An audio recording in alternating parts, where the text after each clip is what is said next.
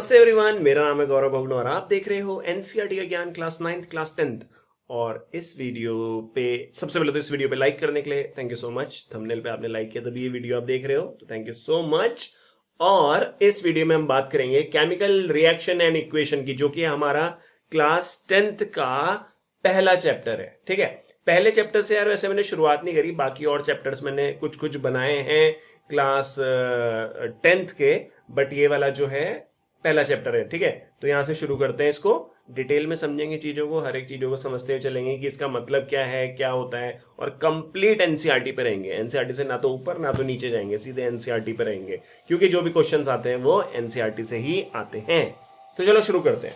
Chapter का नाम क्या है? Chemical reaction and equation. What is chemical reaction? Chemical reaction का मतलब क्या होता है? इज अ प्रोसेस, एक ऐसी प्रोसेस जिसमें एक या एक से ज्यादा सब्सटेंसेस, ठीक है, ऐसी प्रोसेस जिसमें एक या एक से ज्यादा सब्सटेंसेस जिनको रिएक्टेंट बोलते हैं, वो कन्वर्ट हो जाते हैं एक या एक से ज्यादा डिफरेंट प्रोडक्ट्स में। ठीक है, तो सिंपल सी प्रोसेस जिसमें रिएक्टेंट जो है वो कन्वर्ट हो रहा है प्रोडक्ट में, उसे केमिकल रिएक्शन बोलते हैं। और केमिकल इक्वेशन क्या होती है? केमिकल इक्वेशन का मतलब होता है symbolic representation of a chemical reaction. मतलब अगर मेरे पास केमिकल रिएक्शन हुई है, उसको मुझे रिप्रेजेंट करना है, लिखना है, तो उसके लिए मैं केमिकल इक्वेशन लिखूंगा। तो ये रही केमिकल इक्वेशन। जैसे एक है N2 + 3S2 gives you 2 NH3, it is also called Haber's process, जिसमें यहाँ पे क्या बनता है? अमोनिया।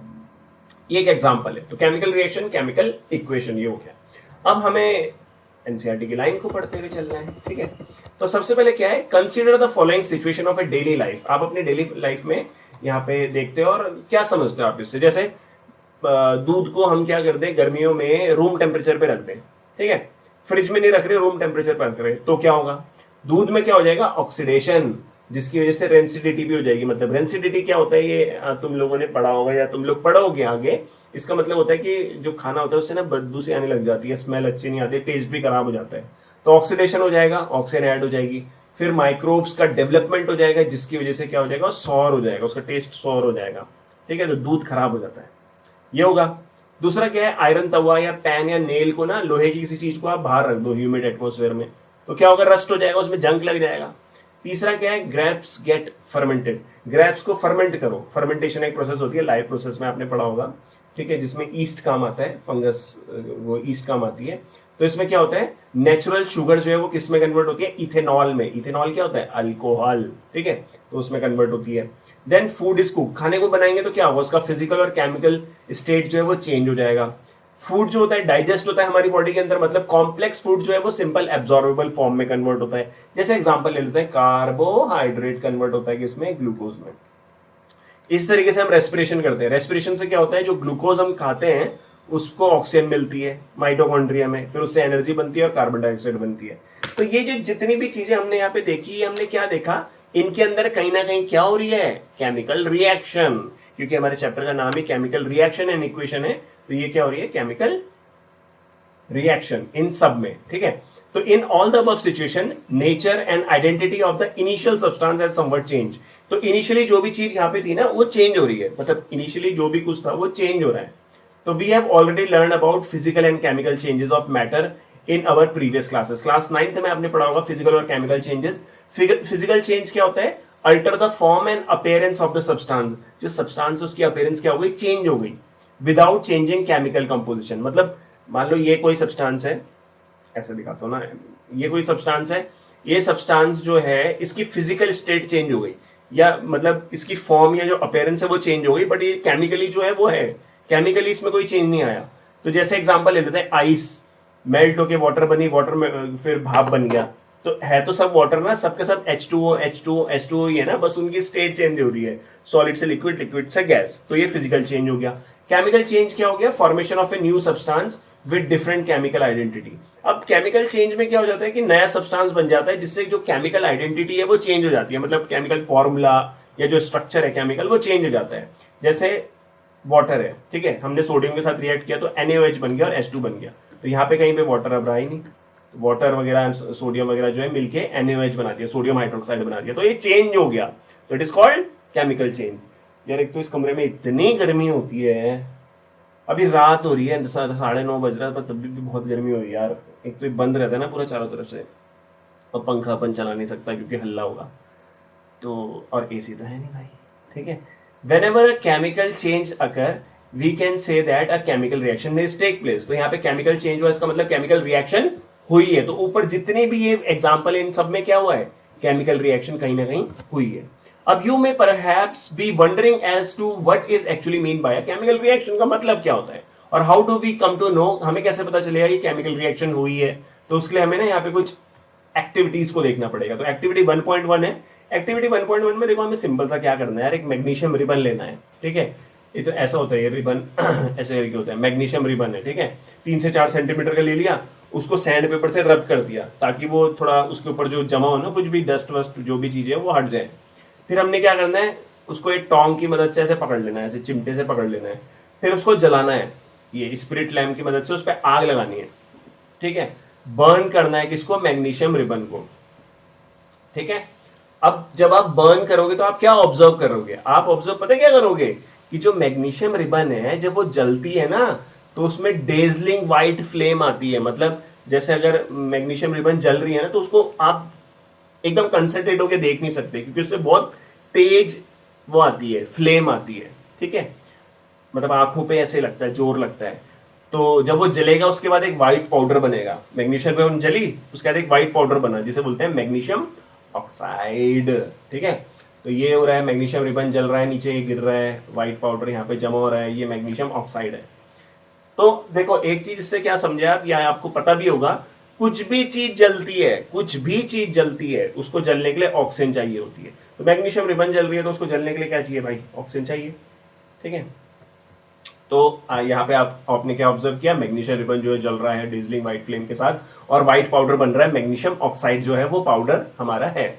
और ये it is form due to the reaction between magnesium and oxygen in present in the air. तो मैग्नीशियम और ऑक्सीजन के बीच में रिएक्शन हुई तभी तो क्या बन रहा है, मैग्नीशियम ऑक्साइड बन रहा है, ठीक है। अब एक्टिविटी 1.2 है, इसमें हमें क्या लेना है, लेड नाइट्रेट सॉल्यूशन लेना है टेस्ट ट्यूब में। Lead nitrate solution test tube के अंदर ले लिया हमने इसमें, ठीक है। फिर हमने क्या डाला, पोटेशियम आयोडाइड भी डाल दिया। उसे डालते ही पता है क्या होगा, नीचे ना यहाँ पे येलो येलो सा कुछ जमा हो जाएगा जो कि है लेड आयोडाइड। जो नीचे सॉलिड जमा हो जाएगा उसे प्रेसिपिटेट बोलते हैं। क्या बोलते हैं, प्रेसिपिटेट। तो क्या बोला उसने, येलो प्रेसिपिटेट जमा हो जाएगा जिसे बोलते हैं लेड आयोडाइड, बॉटम में नीचे जमा हो जाएगा। तो बेसिकली यहाँ पे भी क्या हो रहा है, केमिकल रिएक्शन हो रही है। हमने 2 लिक्विड डाले, कुछ सॉलिड सा बन गया और केमिकल जो केमिकली स्ट्रक्चर है वो भी चेंज हो गया। फिर एक्टिविटी 1.3 है। 1.3 जो है थोड़ा सा इंपॉर्टेंट है। इसमें देखो हमने क्या लिया, एक कोनिकल फ्लास्क ले लिया, ये रहा अपना कोनिकल फ्लास्क, ठीक है। या टेस्ट ट्यूब भी ले लो, कोनिकल फ्लास्क ले लो वैसे तो ठीक है। और डाइल्यूट हाइड्रोक्लोरिक एसिड डाल दिया, हाइड्रोक्लोरिक एसिड हमने इसमें डाल दिया। हाइड्रोक्लोरिक एसिड और कहाँ होता है हमारी बॉडी में, तो बड़ा सिंपल सा क्वेश्चन है, ठीक है। और सल्फ्यूरिक एसिड डाल दिया, कुछ भी डाल दो, मतलब डाइल्यूट सल्फ्यूरिक एसिड या हाइड्रोक्लोरिक एसिड डाल दो। फिर उसके बाद क्या करना है, जिंक ग्रेन्यूल्स डालने हैं, जिंक के ना छोटे छोटे टुकड़े डालने हैं इसमें, तो वो भी डाल दिए हमने, जिंक ग्रेन्यूल्स डाल दिए, ठीक है। एसिड डाला डाइल्यूट सल्फ्यूरिक एसिड, उसमें जिंक ग्रेन्यूल्स डाल दिए। फिर अब हमने क्या किया, अब वो कह रहा कि भाई टच करो इसको, इस वाले पोर्शन को, नीचे वाले पोर्शन को ऐसे टच करो। तो जब आप टच करोगे ना तो आपको पता है क्या दिखेगा, कोनिकल फ्लास्क गर्म हो गया, ये गर्म हो गया। यहाँ से गर्म क्यों हुआ, क्योंकि यहाँ पे हीट निकल रही है, इस रिएक्शन में हीट इवॉल्व हो रही है, निकल रही है। तो ऐसे रिएक्शन को क्या बोलते हैं, एक्सोथर्मिक रिएक्शन। एक्सोथर्मिक रिएक्शन क्या होती है, जिसमें हीट रिलीज होती है। और एंडोथर्मिक होती है जिसमें हीट एब्जॉर्ब होती है, ठीक है। दोनों अलग अलग चीजें होती है। तो यहाँ पे गर्म हो गई और साथ में आप क्या देख रहे हो ना, यहाँ पे बबल्स भी बन रहे, देखो छोटे छोटे छोटे बबल्स बन रहे। ये बबल्स कौन सी गैस के बन रहे हैं, हाइड्रोजन गैस के बन रहे हैं, ठीक है। तो बेसिकली मुझे यहाँ पे क्या पता चला, यहाँ पे केमिकल रिएक्शन जो है वो परफॉर्म हो रही है। तो from the above 3 activity we can say that any of the following observation help us to determine whether the chemical reaction has take place. तो केमिकल रिएक्शन हुई है या नहीं हुई है कैसे पता चलेगा, चेंज इन स्टेट से, चेंज इन कलर से, इवोल्यूशन ऑफ गैस से और चेंज इन टेम्परेचर से, ठीक है। टेम्परेचर चेंज हो जाएगा तो उससे भी हो जाएगा। यहाँ पे एक तौलिया रखना पड़ेगा तब जाके हो पाएगा, थोड़ा अजीब लगता है ना, मतलब पसीना पसीना हो जाता है, ठीक है। चलो, तो as we observe that change around us, we can see that there is a large variety of chemical reaction taking place around us. तो हम तो अपने आसपास देख रहे हैं बहुत सारी chemical reaction हो रही है. We will study about the various type of chemical reaction and their symbolic representation in this chapter. तो इस चैप्टर में हमें क्या पढ़ना है, बहुत सारी केमिकल रिएक्शन के बारे में पढ़ना है और उनकी सिंबॉलिक रिप्रेजेंटेशन के बारे में पढ़ना है, रिप्रेजेंटेशन के बारे में पढ़ना है. तो पहले हम बात करते हैं केमिकल इक्वेशन की. What is chemical equation? ठीक है, तो एक्टिविटी 1.1 में हमने क्या देखा था, मैग्नीशियम रिबन को जलाया था ना हमने ऑक्सीजन की प्रेजेंस में, ऑक्सीजन के साथ जला दिया था और उससे मैग्नीशियम ऑक्साइड बन गया था. तो ये जो है, ये जो लिख रहा है, ये तो केमिकल रिएक्शन है. केमिकल रिएक्शन को रिप्रेजेंट करने के लिए हम केमिकल इक्वेशन लिखते हैं. तो this description of chemical reaction in a sentence form a quite long, it can be written in a shorter form. तो ये इतना लंबा थोड़ा ना लिखेंगे ऐसे, तो शॉर्ट फॉर्म में क्या लिखेंगे, the simplest way to do this, write it in the form of word equation. तो वर्ड इक्वेशन क्या हो गई भाई, मैग्नीशियम लिया, ऑक्सीजन लिया, मैग्नीशियम रिबन, मैग्नीशियम ऑक्साइड बन गया जो कि प्रोडक्ट है हमारा. अब द सब्सटेंस जो अंडरगो करता है केमिकल रिएक्शन में, वो यहाँ पे ये दे दिया हमने. मैग्नीशियम और ऑक्सीजन क्या हो गया, रिएक्टेंट. ये लेफ्ट साइड जो है वो रिएक्टेंट, राइट साइड जो होता है वो प्रोडक्ट होता है. और रिएक्शन ये एरो देती है, मतलब इधर वो रिएक्शन चल रही है. ठीक है, तो the new substance is magnesium oxide form during the reaction as a product. तो हमारा प्रोडक्ट बन गया मैग्नीशियम ऑक्साइड, जो कि किस कलर का था, व्हाइट कलर का. ठीक है, व्हाइट कलर का था. अब word equation show change of reactant to product through an arrow. ये एरो बना दिया ना, तो एरो से मुझे पता चल रहा है ये इससे ये कन्वर्ट हो रहा है. अब रिएक्टेंट जो होते हैं इसे लेफ्ट साइड में लिखते हैं और प्रोडक्ट जो है राइट साइड में लिखते हैं. ठीक है, राइट साइड में लिखते हैं. अब एरो हेड पॉइंटेड, ये एरो जो है वो हमें बता रहा है कि भाई इस तरफ को डायरेक्शन जो है रिएक्शन की हो रही है. तो सिंपल चीजें हैं, इसको इतना का ध्यान देना. ठीक है, अब आता है राइटिंग अ केमिकल इक्वेशन. तो केमिकल इक्वेशन कैसे दिखेंगे, is there any other shorter way of representing chemical equation? हाँ, और शॉर्ट तरीके से भी हम कर सकते हैं ना. Chemical equation can be made more concise and useful if we use chemical formula. Word magnesium लिखने की जगह पे मैं उसका सिंबल यूज कर सकता हूँ, Mg. तो chemical equation represent a chemical reaction. If you recall formula of magnesium oxygen and magnesium oxide, the above word equation can be written as. तो Mg plus O2 magnesium oxygen magnesium oxide ये बन गया. अब count and compare the number of atom of each element on the left hand side of the arrow और right hand side of the arrow. Is the number of atom of each element have same on both side? तो देख लेते हैं. Left side में magnesium कितना है, एक. Oxygen कितना है, एक. ठीक है, दूसरी तरफ मैग्नीशियम कितना है, एक है. और ऑक्सीजन भी कितना है, एक है ना. तो ये हो गया ना, एक एक और ये भी एक एक, मतलब बराबर है. इधर मैग्नीशियम एक, उधर मैग्नीशियम, ओ सॉरी यार उल्टा है यार, मैं क्या बोल रहा. इधर दो है ऑक्सीजन, इधर दो है यार ऑक्सीजन, और इधर एक ऑक्सीजन है. ठीक है, तो ये देखो ये क्या बोलना चाह रहा बेसिकली, हमारे पास जो रिएक्शन है वो है Mg plus O2 gives you MgO. और इसमें Mg इधर एक है, इधर Mg कितना है, एक. ठीक है, इधर ऑक्सीजन दो है, इधर ऑक्सीजन एक है. इसका मतलब ये रिएक्शन ये बैलेंस नहीं है, ये रिएक्शन बैलेंस नहीं है, इसे अनबैलेंस रिएक्शन बोलते हैं. अगर बराबर होता तो क्या होता, इक्वेशन बैलेंस मानी जाती. If not, then the equation is unbalanced because the mass is not the same on both the side of the equation. आप देख रहे हो ना, मास अलग अलग हो जाएगा. जैसे यहाँ मैग्नीशियम एक है, यहाँ पे भी मैग्नीशियम एक है, तो चलो मास तो बराबर हो गया.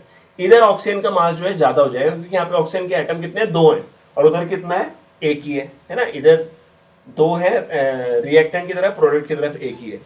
तो such a chemical equation is skeletal. ये जो रिएक्शन है इन्हें क्या बोलते हैं, skeletal chemical equation for the reaction. ठीक है, और equation 1.2 is a skeletal chemical equation for burning of magnesium oxide in air. तो ये बर्निंग हम देख रहे हैं, मैग्नीशियम ऑक्साइड की बर्निंग.